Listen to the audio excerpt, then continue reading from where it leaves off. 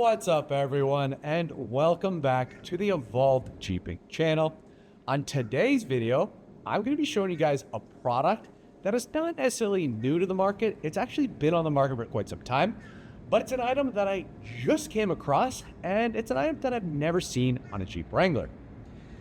The other day, when I was at Dedona Enterprise doing my weekly visit to see what they're working on, I was checking out Jimmy's personal 392 and noticed this product on the back of his Jeep and thought it was very interesting. Luckily, he actually had a few of them in stock, so I decided that I'd pick one up so I could create this video and show you guys what this product is. The product is the Morimoto XTR backup boost light. It is basically a mini light bar that is designed to go on the back of your vehicle to give you some additional lighting when reversing. You might be thinking, well, I can simply do that with a light pod or two light pods. And yes, that is the case. And a lot of people do that on Jeep Wranglers. But unfortunately, when you're doing that, you either have to buy some type of mount that attaches to the back of the Jeep, or you have to buy a custom bumper that you can then mount the light pods to. Well, what I found was really unique about this item, and the reason I wanted to highlight in today's video, is that this item is designed to attach to your license plate. So you don't need any custom brackets to install it. It is simply designed to just attach to the custom hardware that holds your license plate in place. And because this is designed to attach to a license plate, this also makes this unit universal. So it means it can be used on any vehicle and not just a Jeep. So that is something that's really impressive. And guys, as soon as I saw this product, I jumped on the internet and started checking out some videos while I was at Dedona Enterprise because I wanted to see how the light output would be. And I have to see, based on the videos I saw, the output was very impressive. The one thing I noticed is that all the videos online are actually on F-150s. So I figured this would be a good opportunity to show you guys how this light would perform on the back of Jeep Wrangler. So that is exactly what we're going to be doing today. We're going to be installing this and then seeing if it's worth adding to your Jeep. The first thing I want to do is show you guys what this unit is all about and what it comes with. So first we have the mini LED light bar. It measures a length of 12 inches and the LED bar itself measures to be 9 inches. When I counted the number of individual LEDs that are located here, it came out to 45 individual LEDs. So based on that, this unit should be a fairly powerful unit for its size. The housing for this is a custom plastic molded two-piece design. So you actually have your backside and then your complete front. I am assuming that where these two meet, there is some type of gasket on the inside that is going to prevent water and moisture from getting in, especially because this is designed to go on the outside of your Jeep. So I'm assuming it's gone through all the weather ratings that are needed so that it can withstand everything that gets thrown at it. The molding of this plastic looks very high quality. There doesn't look like any flashing. It looks very clean. There's some, textured designs at the edges. There is a Morimoto logo at the bottom. On the top, we have our two anchor points molded into it. So those are fairly strong and not going to break off of it. Yeah, really clean, very clean item. I really like it. Oh, they also, on the back side, they also kind of grooved to where the license plate will go. So you have a nice, good mating surface, the way it connects. So they kind of thought of everything when they did this. As for the cord, that comes out really nice. It's a nice clean exit. There's no holes or gaps, so it's nice and watertight.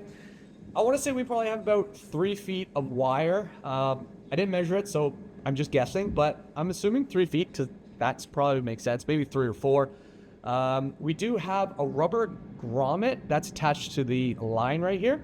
This is very useful, and I'm pretty impressed that they include this, because in the event that you have to drill a hole in your vehicle, you can actually clean it up with this rubber grommet.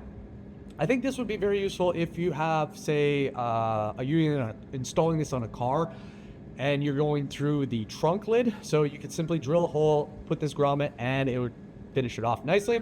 On a Jeep, we don't necessarily need that because there's a lot of other paths we can take. So probably just going to be able to run the wire. One thing I really like about the wire is that it actually comes with this quick disconnect. That is smart because a lot of these systems, when you're tapping into different things, they don't include this disconnect. So once you've wired it up, it's kind of a permanent option.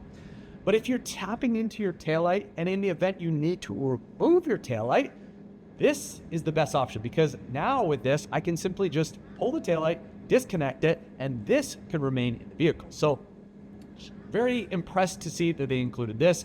It shows that they're, not giving you low quality products, that are giving you a well-designed item. So what we're gonna do now is I'm gonna go ahead and show you guys where I'm gonna run my wires on my Jeep. Then I'm also gonna go ahead and show you guys where you would run your wires on the stock setup. So let's go ahead and take a look at that. Because we have the TerraFlex spare tire relocation bracket for our third brake light and license plate, our license plate is located in the center of the vehicle.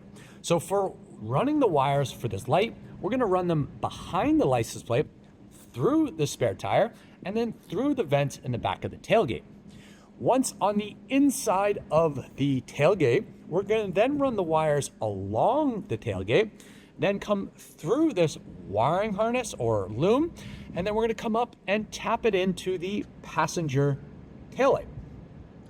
For the stock setup, it's gonna be a lot easier to run your wires because the license plate is located on the left side of the rear bumper. All you have to do for the wires is run them behind the bumper, up through the body, and then tap into the driver's side taillight. So it's a very simple process for the stock setup. My process is gonna be a little bit more complicated. So at this point, we might as well just dive into getting this light installed.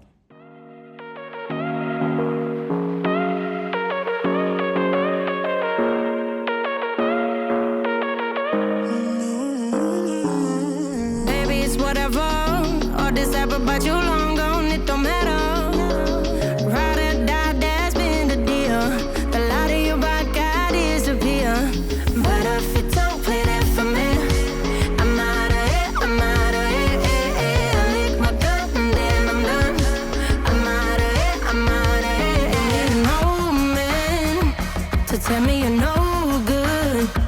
I'm brushing the weight of you of my shoulder.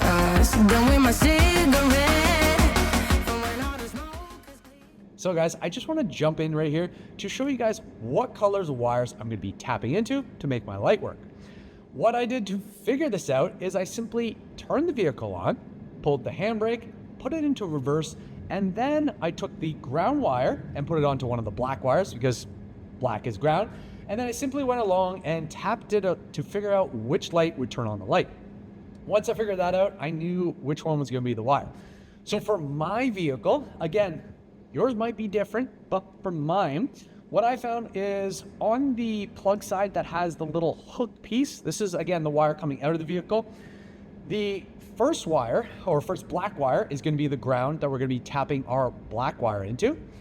The next wire over is a white wire with a yellow stripe, or I'm sorry, an orange stripe.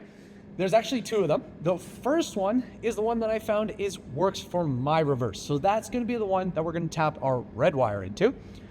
Again, guys, my vehicle might be different than yours. So if your wires are the same, then this works. If they're not, I suggest do the troubleshooting.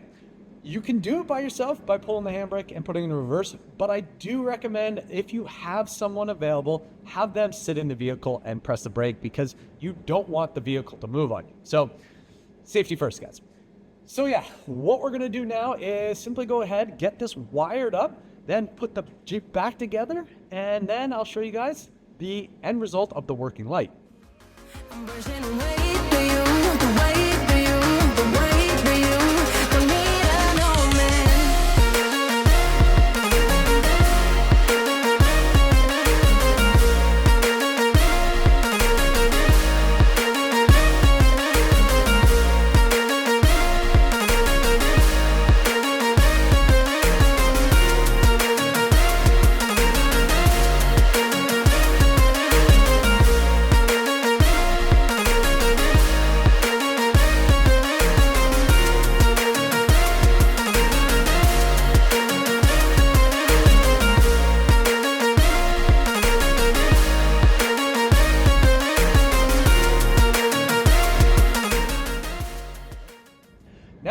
Jeep back together, the light installed, wired up, and ready to go, the next part is to fire it up and see how it performs. But before we do that, I actually have to tell you guys of something I discovered about this product and also show you guys a small adjustment that I need to do to the insulation. As you can see, I've mounted this on the bottom of my license plate. Originally, I thought this was going to be a great position because of the position of my license plate. The lower to the ground, the better. I also thought it didn't matter whether this was mounted on the bottom or the top. But what I discovered after installing it on the bottom is that the light is actually angled upwards. And after further investigation, which actually meant taking this off and checking the backside of it, I discovered that Morimoto actually designed this to have their light at an angle. So the backside angled, which projects the light at an angle. This means that this is actually designed to go at the top of the license plate so that the light is directed downwards at the ground. And that kind of makes sense because what do you need to see when you're driving behind? You need to see the ground. Also, our reverse cameras are angled down. And by projecting the light downwards, it helps reduce the chances of the light projecting straight into people's eyes that might be behind you. So it totally makes sense. Also, it kind of makes sense that they have a logo on the bottom now. So when you put it at the top, it's going to be at the top. So that does make sense as well. So this doesn't mean that you can't install in this position. If you wanted it here, you could do it, but you just have to know that your light is kind of angled up. You could also maybe put some washers in behind it to adjust it if you wanted to. But what I'm going to do is I'm actually going to go ahead and unscrew it and then remount it at the top because I want to utilize the system in the way it was designed. So what we're going to go ahead and do is do that. Then after that's been completed, we're going to go ahead and take the Jeep upstairs to the second floor of the parking garage because up there, there's less light. So we'll be able to fire this up and see how it performs. Also, while we're up there, we'll do a little comparison to see how our reverse lights worked without this light in comparison to how they work with this. I'll show you guys a view of looking at it and a view of looking away. So I'll give you a good idea of how this light works so that you guys can determine for yourself if this is worth adding to your Jeep. So let's go ahead and flip this over and then take the Jeep upstairs.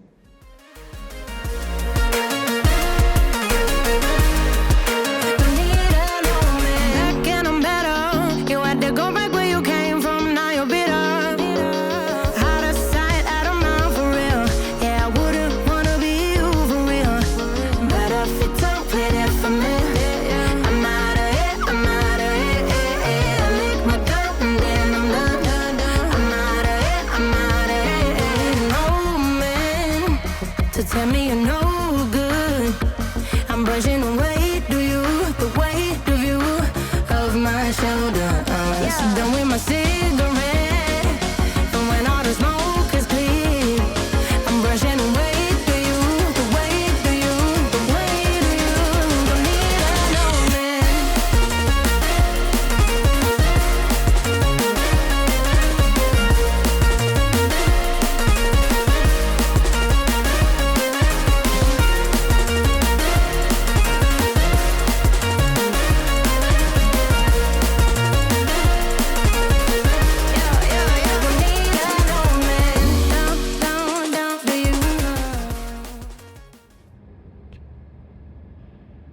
So guys, all I can say is, wow. The light performance of the Morimoto XTR backup boost light is phenomenal. I can't believe how much light is coming out of this little LED light bar. And to be honest, based on the light performance alone, and not to mention the great craftsmanship, the easy installation, I definitely recommend this for any Jeep Wrangler build. And because it's such a universal light, I recommend it for anybody who feels that their backup lights are not bright enough. This one will literally take you from night to day. So it is super impressive. And to be honest, guys, anybody who has had a Jeep Wrangler for a bit of time, know that the reverse lights in the stock housings are just not that bright. Even these Alpha Rex ones, which claim to be brighter, they're not that great at night either. But when you have this, you can see everything.